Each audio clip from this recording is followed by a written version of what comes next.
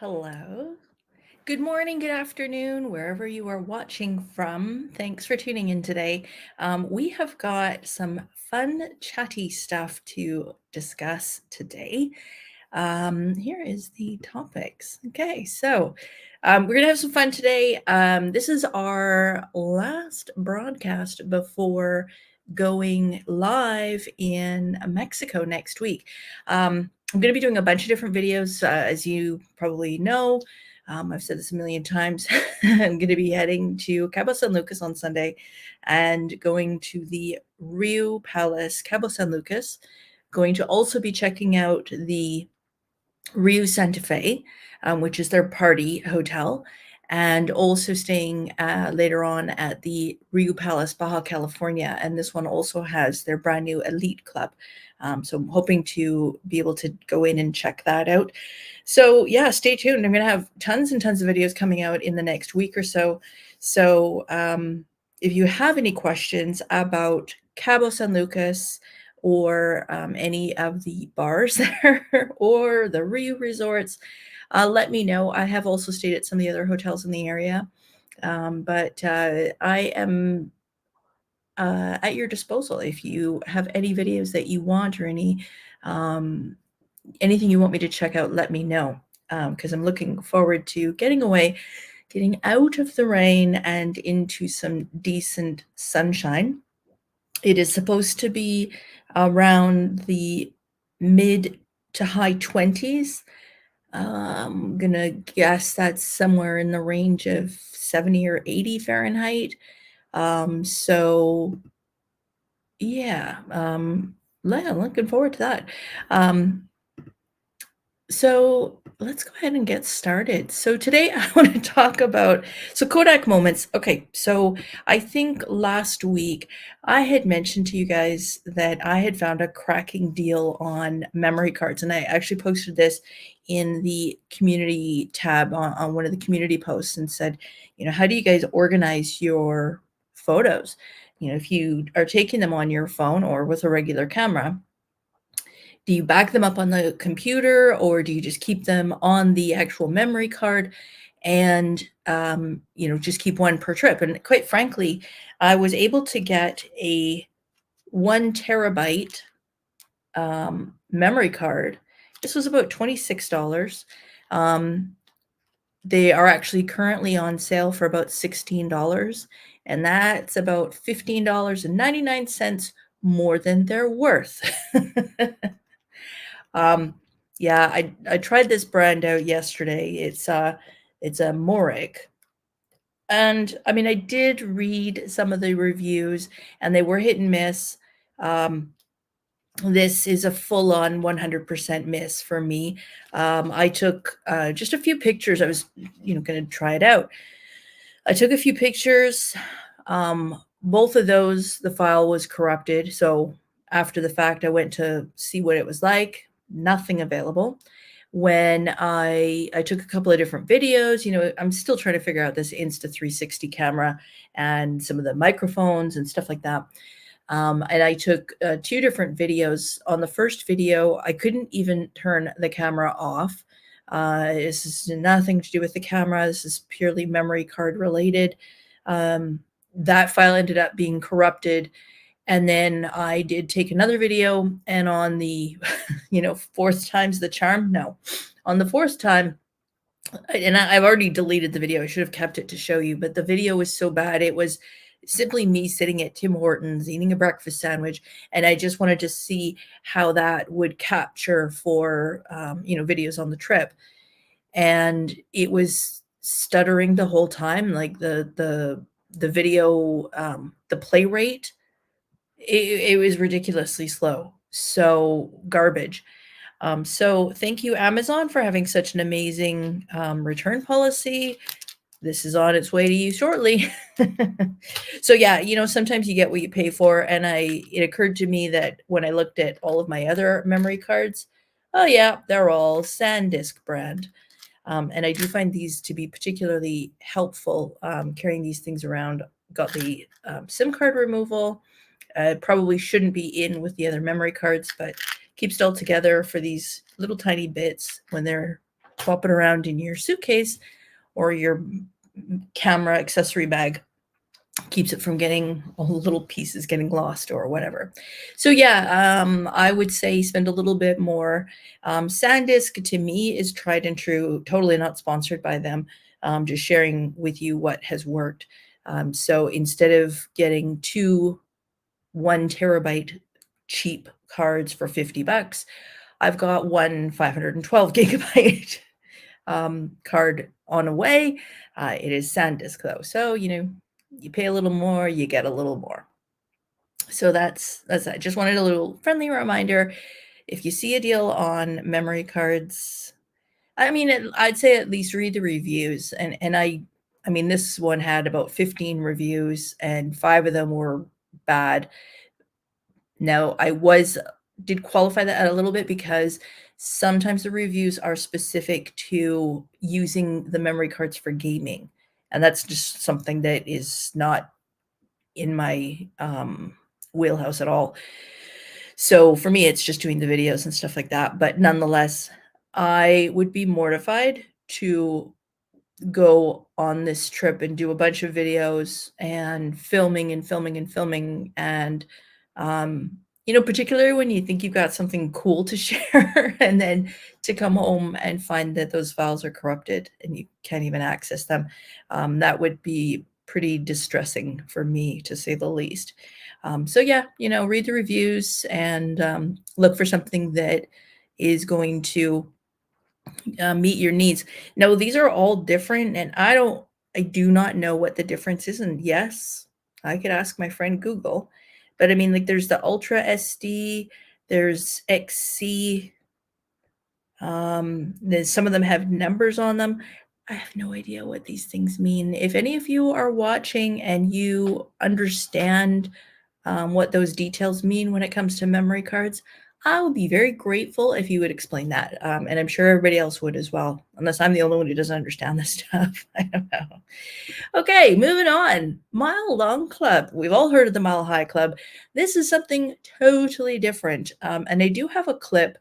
This is from the video channel Cruise Addict.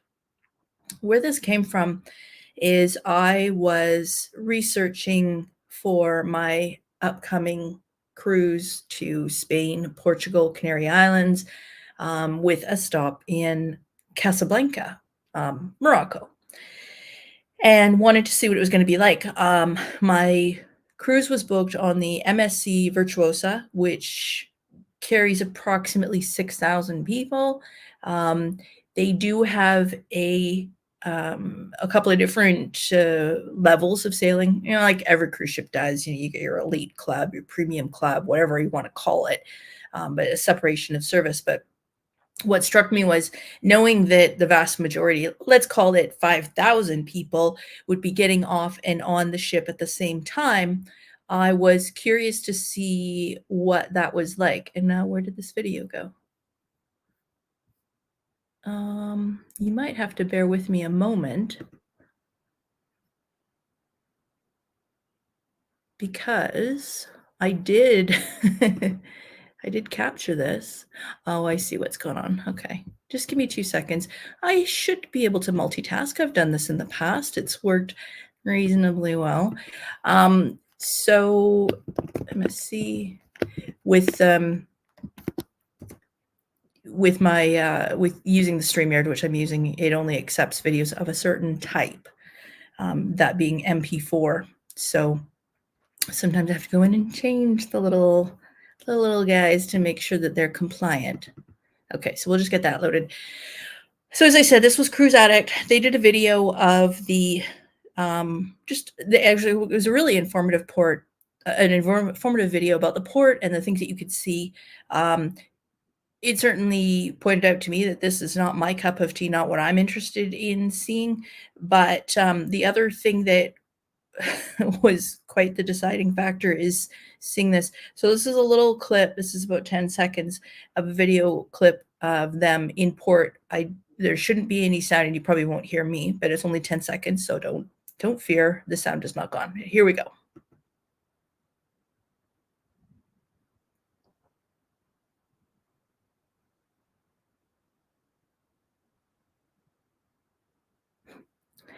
So is more effective with sound, but basically what you were looking at there is the cruise port in Casablanca is at an industrial port, and so you could see all the containers stacked up right there.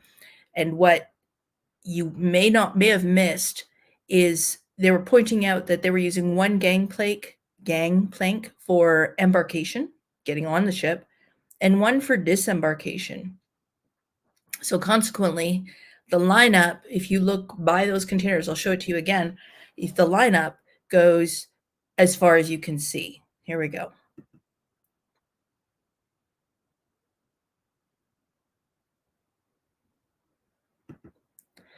So literally the length of all those shipping containers. So you have to think, how long is that going to take? And in the video, he was referencing the fact that it was going to be a very long time to get on the ship, back on the ship, and that a lot of people were pretty grumpy. So it's something to consider if you're going on one of these larger ships.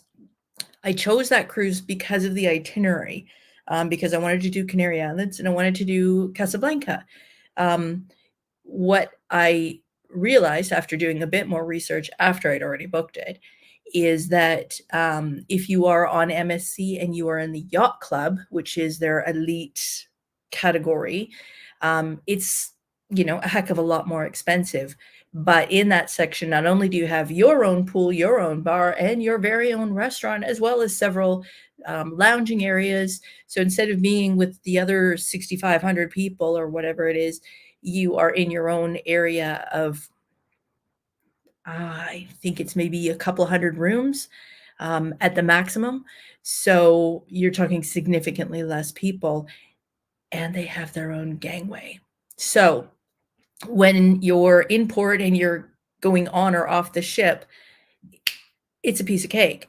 To me, that was what I experienced in Alaska when I cruised on Holland America. It was one of the smaller ships. Also, when I sailed in the Caribbean twice last year, once on Norwegian, once on Princess, the ships had 1,000 to 1,500 people. This was, sort of pre-COVID, and or not pre-COVID, but post-COVID. So, a lot of people were still reluctant to travel and weren't terribly comfortable.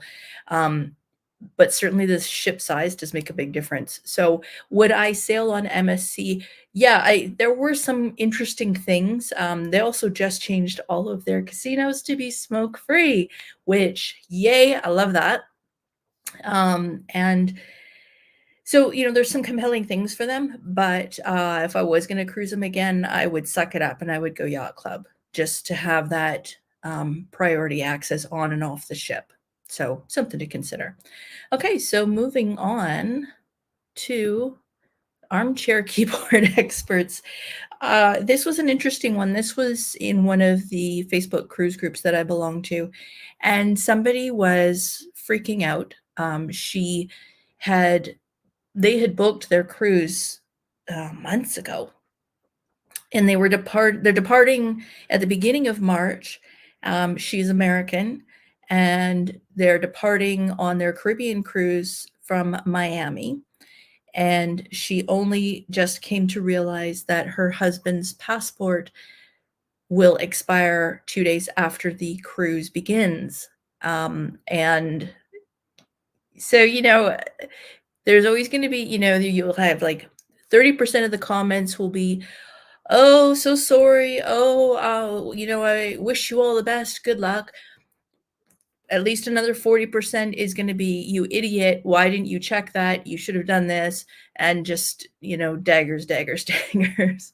And then some will actually be helpful. But on the ones where people were giving advice and it came across as bona fide, genuine, this is how it works, people were saying, you don't need a passport. You only need a birth certificate. These are Americans, so things are a little bit different when departing from the US. But nonetheless, they are visiting other countries. And in order to, when you go on a cruise, you don't take your passport when you go to each port. They basically pre-clear you. So you before you even board the ship, they're checking your passport, which is unfortunate because it means you don't get all those cool stamps. And the Caribbean has some really cool stamps. But anyways, it's very easy to get on and off the ship. You basically just flash your ship card or your ID or your princess medallion, if that's the case, and off you go. And so it makes that part very easy. But if your passport expires before you're going into any of these countries, that's going to be a problem. Also, coming back, getting off the ship, when you are essentially going to go through customs again. So that's a problem. What was, like I said, though, what was interesting is people were saying, oh, don't worry about it. You'll be fine. You can get on the ship and don't worry about it. I've never had to show it at any of the ports. And unfortunately, this is going to lead this woman to think that she doesn't need to do anything. She was reluctant to go and try and expedite his passport because it would cost, she seemed to think it would cost $800 to get it expedited. And in this scenario, he didn't have a birth certificate. So being able to simply go that route wasn't an option. I guess my point is, be careful who you're asking about this stuff, because in my opinion, I threw a couple of comments over to them and just said, look, like, you need to speak to the cruise line, and basically you just need to get that passport done. And here's the thing, folks. If you've made a mistake like that, if you booked it on your own, you didn't go through a travel agent, and you've run into a problem like this, you don't have a visa for the country that you're going to, you have a passport that is going to be expiring before you return. And do bear in mind, most airlines and many countries will not allow you to enter if your passport is not valid for at least 6 months past the scheduled date of return. So if you're going on a trip in March, it's got to be valid until, now I'm going to have to do the math, October? If it's not, they may not let you in. Airlines in particular, it is their prerogative to not let you in based on your passport and the expiry date of it. So, usually, like I said, if it's got at least 6 months, usually fine. As we all know, for Mexico, it's got to be valid for the duration of your trip.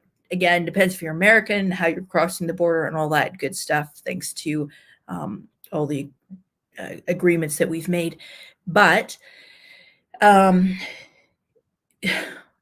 last thing you want to do is be denied entry or boarding, because it's not like the cruise line is going to give you a refund, because it clearly states you are responsible for having all your documents. So know for sure. If you get the sense that when you call that company, that the people at the call center are perhaps not as well trained as one would like, ask to speak to a manager or supervisor. Get it in writing so that you know that you're covered in these scenarios. But just don't rely on everybody else who is, doesn't have anything to watch on TV, so they're in there answering questions randomly. And maybe they've never even traveled before. Like, how are they going to know? So I'm just saying, be careful. Don't rely on them. Okay, so fun topic, voyeurism or exhibitionism. And I don't mean that in the typical sense. But one thing I will say, when I'm out filming at a resort, I'm very conscious, as you guys probably know, of not filming other people. I really try not to. It just invades their privacy, and all of that kind of stuff. And some people see you walking around with the camera and they think you're a goofball or completely self-centered, or you're a YouTube person. And I mean, you guys know I do it so that I can share the information with you, hopefully answer some questions for you, give you a little bit more visual insight into the destination or the hotel or the attraction or whatever it is, provide you that information. So that's why I do it. But I have noticed that lately I feel more and more sort of self-conscious about it. but as I've been watching a few videos lately, especially on these different cruise ports and stuff like that, what's interesting is seeing people who are walking around, filming stuff, and for the most part, other creators do try to avoid filming people, but sometimes it's unavoidable. And other times there's people who are leaning in the picture going, "Oh, this way," like, "Hi," and they want to be a part of it, and that's totally cool too. So what do you think? When you see somebody walking around doing a video, obviously you don't know what the purpose is. Are they live right now? Are they on YouTube? Are they doing it for Facebook? Are they are they doing a video call with their friends? Are they, for whatever reason, on a work Zoom call? you know, um, are you one that prefers to not be shown, or are you one who's prepared to be like, "Hi," and getting in the picture? I'm curious. Let me know in the comments. And the comments, I haven't seen any. I don't know if there's something funny going on with them. So let me know if anyone can just jot a little, "Hey, how are ya?" kind of thing, or a smiley face, something easy. Just let me know to make sure that it's working. Okay. So yeah, just curious, because some people really, they don't like the whole filming thing. Other people do. But let me know, do you think it's fun to be involved or not? Okay, we've got a fun event coming up, the solar eclipse that is happening on April the 8th. The trajectory of it isn't great. Here you go. So if you're in Cabo, you're reasonably close to it. If you are in the northeastern US or in the Maritimes in Canada, chances are you will see it. And of course, you want to make sure that you've got proper eye protection when you're viewing it, because it can be very damaging to your eyes. I remember as a kid in school, we had a cardboard box that we cut a little pokey hole out of to view it. I don't know if that's why I'm wearing these right now or what, but make sure you get proper eye protection if you are going to watch it. I have heard that even if you're watching it on your camera, like through your camera, like if you're doing a selfie cam, watching it that way the rays can hurt your eyes. But I'm no expert, so talk to somebody who actually knows if you are going to view this. But I'm curious, is anybody going on a trip to see this stuff? I think Dee the dog, if you are watching, I think that you mentioned that you had a trip planned specifically to see this. And I think it would be kind of fun. I wouldn't necessarily be planning a trip specifically for it, but if it's a big event, or sometimes there's the big meteor showers, the Perseids, I think it is. Those are kind of cool. And that actually leads me from the solar eclipse to our next topic, which is the Starlink satellite. This is pretty cool. In that with this, you can actually see the stream of satellites that are going on. And this is, I think Starlink is Bezos. I think, I'm not 100% sure. I did see somebody in one of my local Vancouver groups who they'd taken a picture of it. They were pretty freaked out. This was about 5 months ago. And what it is it's a set of satellites that circle the earth, and the idea is that for them to be able to capture millions more images and much more detail than if it was just a single satellite. So I'll show you in a second. But what was kind of, it freaked her out because it literally looked like some kind of, almost like a Santa's sleigh. And it was basically sailing across the sky.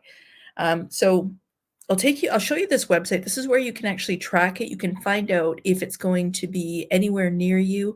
The website seems to show it only for the next 5 days. So for example, if you are going on a trip and you're going to New York or Cancun or London, England, or wherever else, and you want to find out if you will be able to see this satellite, you can go onto this website, and it's called the 𝖠Starlink.com. And let's take a look at how the website looks. So again, I don't know if you can hear me or not, but those dots that are crossing the sky, those are the series of Starlink satellites. And then I've got another one here. This is where you can actually see the map of where it's currently at. This is kind of interesting too.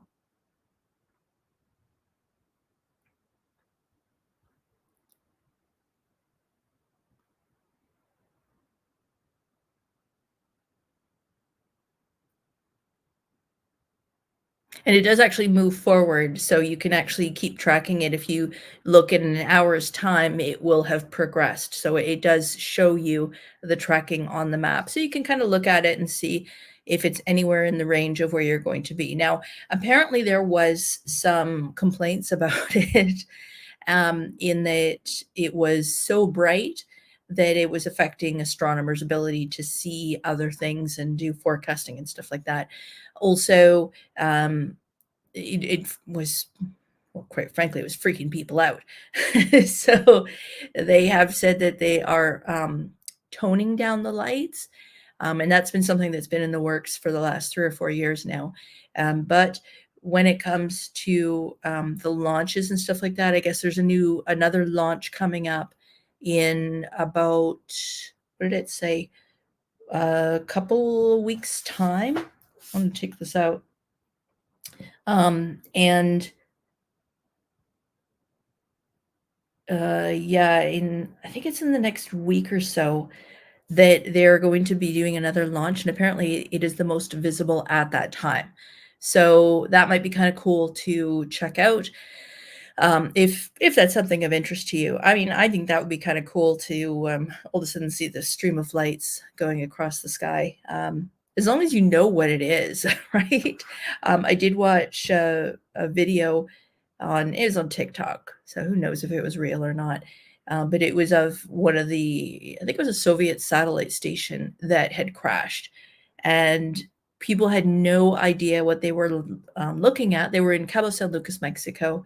I would say they were probably in the very near vicinity of being wasted. And especially because it was like 2 in the morning or something, and there was a crowd of people. So clearly they'd been out partying or dancing or whatever. And then they saw this, and it was really distressing for some of them to see, because they had no idea what they were looking at. So, if you like these things, but at least you know what they are, then it can be quite enjoyable. And I do find that from resorts, although there's always tons of ambient light at resorts just for security reasons and all that kind of stuff, that despite all of that, there's not so much of light pollution as we get in the bigger cities. So at resorts, you can usually get a better view of the sky. And I know I've seen some pretty amazing shots of stars, and especially if there's a full moon, to see that when you're on vacation is pretty amazing. If you're on a cruise ship, even better, because other than the light from the ship, you generally don't have any other light sources around you. So those are another great place to see things. But just depending on the time, it may or may not, if you're on a balcony, go out there in your jammies, sure, no problem. But maybe not so much heading up to the upper public decks. So yeah, so just wanted to have a little bit of fun this week. Next week, we are going to be heading down to Mexico, as I said. So next Wednesday, we're going to be live from Cabo San Lucas. I'm going to go live at 10 a.m., which is 9 a.m. local time. Okay, so probably not going to be much happening. There may not be any resort music going on, which in my opinion is a good thing for me to try to show you stuff. So yeah, just going to be showing you what it looks like, checking out the resort, that kind of thing.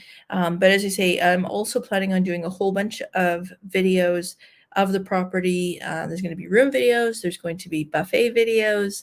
There's going to be, they have 4 different parties. There's a glow party or a neon party. There's a white party. There's a juggle party and a pink party. If you are curious what these things are, because I can't really find any videos or anything explaining them particularly well, I'm going to do a video on that. So I will check these things out.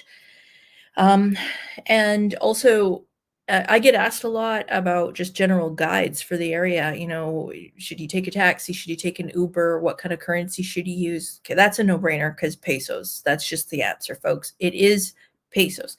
Most Mexicans, majority of Mexicans do not have a bank account, nor do they have a passport. So they cannot go to a currency exchange place to get their money exchanged. They cannot go to a bank. So for them, when you give them US money, they've got to find some way to convert it. Yes, they could use it at the shops, but I live on the border to America, and I can attest that in every scenario, you get screwed on the exchange. So that's it. Use pesos. Full stop. Yeah, and also, you know, people want to know, like, what's there to see, how to get around. Is there a local bus that you can take to cut down on costs? Is there anything you can walk to see? Is it worth it? What are the beaches like? Can you swim in the beaches? And of course, in Mexico, in Cabo San Lucas, the majority of the beaches are not swimmable. There's perpetual undertows and, more importantly, riptides, and those are very, very dangerous. I did actually witness somebody drown once on the east coast of Mexico because well, I don't want to try to suggest why it happened, but suffice it, they went out too far and they couldn't get back in. The waves with a riptide are perpetually pulling you out, and eventually it wears you out. I'm told that what you're meant to do is go with the flow, but if it feels like you're being carried out to sea, it's pretty natural reaction to try to fight it. But it was, you know, that was pretty incredibly sad. So yeah, you know, if they say don't swim, don't swim. Full stop. One of my sales reps, she was an Olympian swimmer, and you know, she loved to tell this story because she says, you know, people get cocky and they get confident, and she said, like, I was an Olympian, you know. She won, I don't know which medals she won. She might have won a gold, I don't remember. But she went to Cabo and she thought, I could swim, you know. I'm not a normal person, I'm an Olympian. And she didn't mean that in a rude way.